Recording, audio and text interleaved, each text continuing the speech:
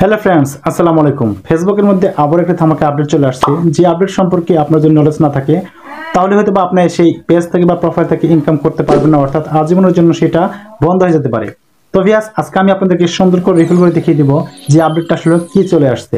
তো ভিয়াস, এই ভিডিওটা অত্যন্ত গুরুত্বপূর্ণ হতে যাচ্ছে, বিশেষ করে যারা ফেসবুক ইউজ করে বা ফেসবুক কন্টেন্ট ক্রিয়েটর। তো ব্যাস, আপনারা যখন এই ফেসবুকে প্রবেশ করেন সেই সময় কিন্তু আপনাদের সেই ফেসবুকের নিচে দেখতে পাচ্ছেন এখানে লেখা থাকে we are updating our terms and community standards. আসলে প্রকৃতপক্ষে এই টার্মস অ্যান্ড কমিউনিটি স্ট্যান্ডার্ডটা কি, এই সম্পর্কে আমাদেরকে অবশ্যই জানতে হবে। তো এখান থেকে কিন্তু দেখছেন যে লেখা আছে the update terms will go into effect on 1st January 2025 and we've made our standard easier to find। এখানে বলেছে আজকে যে আপডেটটা দেওয়া হয়েছে সেই আপডেটটার কাজ হবে 2025 সালের 1 জানুয়ারি থেকে। তাহলে এখন আমাদের কাছে যে এগুলা বারবার আপডেট চলে আসছে, আসলে এগুলা কিন্তু খুবই গুরুত্বপূর্ণ এবং খুবই ইম্পর্টেন্ট একটা বিষয়। আপনারা জানেন কি ইতিপূর্বে কিন্তু অনেকগুলো আপডেট করেছে এই ফেসবুকের মধ্যে। আসলে প্রকৃতপক্ষে ফেসবুক চাচ্ছে যারা যারা ফেসবুক ইউজ করবে তারা যেন সুন্দরভাবে, সাবলীলভাবে, এমনকি কোনো প্রকার অন্যের ধারকৃত ভিডিও নিয়ে বা কন্টেন্ট না নিয়ে যেন ভিডিওগুলো আপলোড করে। এই জন্য কিন্তু বারবার আমাদেরকে সতর্ক করে দিচ্ছে। আর যারা ফেসবুকের গাইডলাইনের বাইরে চলে যাবে তারা কিন্তু 1 টাকা ইনকাম করতে পারবে না, এই কথাগুলোই বলে দিয়েছে। তো আমি এর জন্য আপনাদেরকে আমি বিস্তারিত বলে দিচ্ছি। সেটা হচ্ছে আমরা কি করব, গুগল ক্রোম ব্রাউজারে আমরা প্রবেশ করব। এই গুগল ক্রোম ব্রাউজারে প্রবেশ করার পরে আপনারা কি করবেন, এখানে সার্চ বারে লিখবেন ফেসবুক কমিউনিটি স্ট্যান্ডার্ডস। এখানে ক্লিক করবেন। এখানে ক্লিক করার পরে আপনাদের সামনে নতুন একটা পেজ ওপেন হবে। তো আপনারা বেশ, আমি আপনাদেরকে জুম করে দেখিয়ে দিচ্ছি।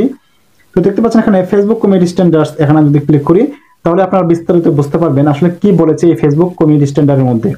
অর্থাৎ ফেসবুক টিম চাচ্ছে যে যে কোনোভাবে হোক ফেসবুক যে প্ল্যাটফর্মটা আছে সেটা যেন একদম অর্গানিক, একদম রিয়েল সবকিছু যেন হয়। এই কথাই বলেছে। এখন নোটে বলেছে, দেখতে পাচ্ছেন on 12 November 2024 this page will become the central place to user community standards. Our standard apply across to Facebook, Messenger, Instagram and Threads, and they will not be changing। অর্থাৎ আসলে আমি আপনাদেরকে বলে দিচ্ছি, আপনারা বাংলা ট্রান্সলেট করে পড়বেন। তো এখানে আমি বলে দিচ্ছি 12 নভেম্বরে 2024 সালে কিন্তু একটা আপডেট করেছে। সেটা হচ্ছে যে ফেসবুকের আন্ডারে কিন্তু এখন ইনস্টাগ্রাম, মেসেঞ্জার, তারপর হচ্ছে থ্রেডস, এগুলো কিন্তু তাদের আন্ডারে। এগুলা প্রত্যেকটা ক্ষেত্রে কিন্তু এইভাবে আপনাদেরকে চলতে হবে বা গাইডলাইন দিয়েছে, সেটা আমাদেরকে মানতে হবে। এই নোটের মধ্যে আমাদেরকে কয়েকটি ধারণা দিয়ে দিয়েছে যে আসলে কি কি কাজ আমাদের করা যাবে বা কি কি কাজ আমাদের করা যাবে না। তো দেখতে পাচ্ছেন এখানে 1 নম্বর লিখেছে এখানে অথেন্টিসিটি। অর্থাৎ অথেন্টিসিটিটা আসলে কি, এটা বলেছে we want to make sure that the content people see on Facebook is authentic. আসলে এখানে বলেছে, আমি আপনাদেরকে বাংলা বলে দিচ্ছি।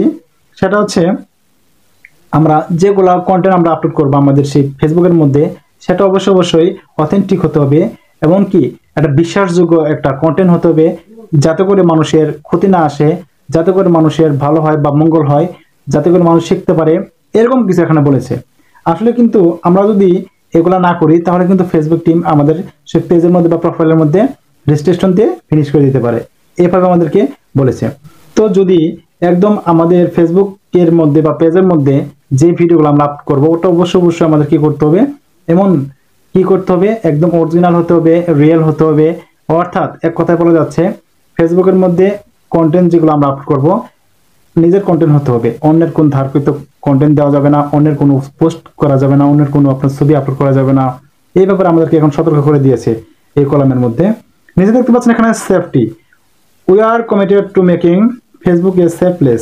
We are remove content that could contribute to a risk of harm to the physical security of persons। এখানে বলেছে সেফটির কথা বলেছে। আসলে কি সেফটির কথা বলেছে, আপনি আপনার সেই প্রোফাইলের মধ্যে এমন কিছু ভিডিও আপলোড করবেন যে আপলোড করার কারণে অনেকের জন্য নিরাপত্তা হয়, আর আপনি এমন কিছু ভিডিও আপলোড করবেন না যেগুলা মানুষের জন্য ক্ষতিকর হয় বা হার্মফুল হয়। এরকম কাজ কখনোই করা যাবে না, সেই কথাটা এখানে সেফটির মধ্যে বলে দিয়েছি। আমাদের সেই দিকে লক্ষ্য রাখতে হবে।